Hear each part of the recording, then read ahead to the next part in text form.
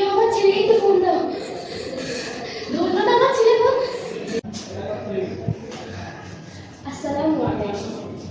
আমি এইখানে এক সপ্তাহ বেশি থাকবো না। আমার ছেলে বড় ফ্ল্যাট নিয়েছে, তাই কিছু জিনিসপত্র ওঠাতে একটু সময় লাগবে, তাই আমাকে এখানে রেখেছে।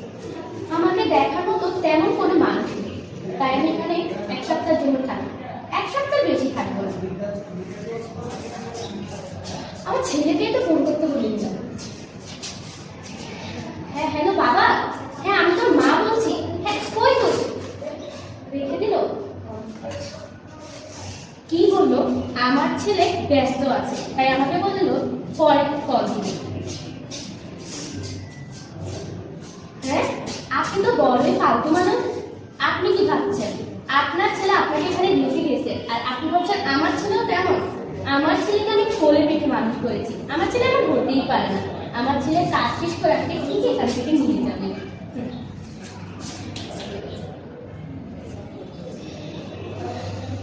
আজ 15 দিন হয়ে গেল, আমার ছেলে আমাকে নিতেই আসলো না। যাই আমার ছেলেকে একটু ফোন দিয়ে জিজ্ঞাসা করি। হ্যাঁ হ্যালো বাবা, হ্যাঁ তুই কই? আমি তোর মা বলছি। আজ 15টা দিন হয়ে গেল, তুই আমাকে দেখতেও আসলি না। তুই কই? মা আমি তোমাকে পরে ফোন দিচ্ছি, আমি ব্যস্ত আছি। ও আচ্ছা ঠিক আছে। কি বললো? আমার ছেলে ব্যস্ত আছে, তাই আমাকে বললো পরে ফোন দিবে। না, এখানে সুখ শান্তি 3 বেলা খাবার পেলে আমি এখানে থাকবো না। আমি আমার ছেলেকে ছাড়া কোথাও থাকতে পারি না, তাই আমি এখানে থাকবো না। আপনি ইচ্ছা থাকলে আপনি বেশ ভালো দিন থাকবেন।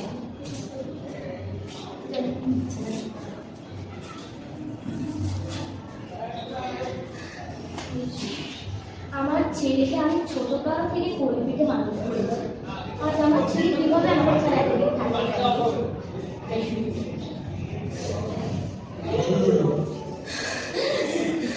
কেউ আমার ছেলেকে একটু ফোন দাও।